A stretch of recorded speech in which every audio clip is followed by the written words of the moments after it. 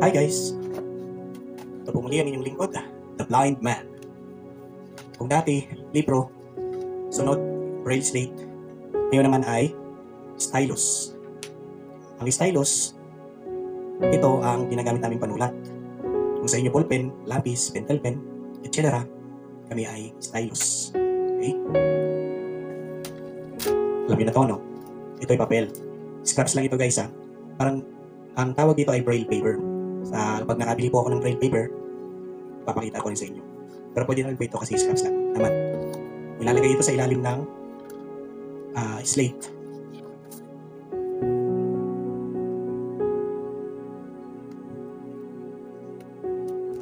Yan. Tapos, susulatan.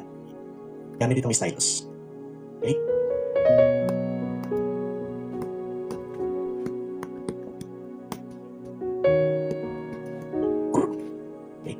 Ang sinulat ko ay about. Pagbabasahin na siya, tatanggalin, babalik na rin.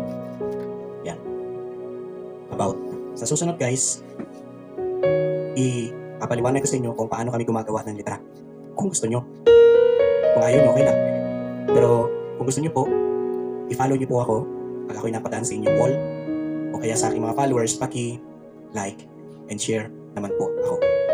Comment na rin kung meron tayong gustong i-request, explain. Okay? I'll see you guys. Bye-bye.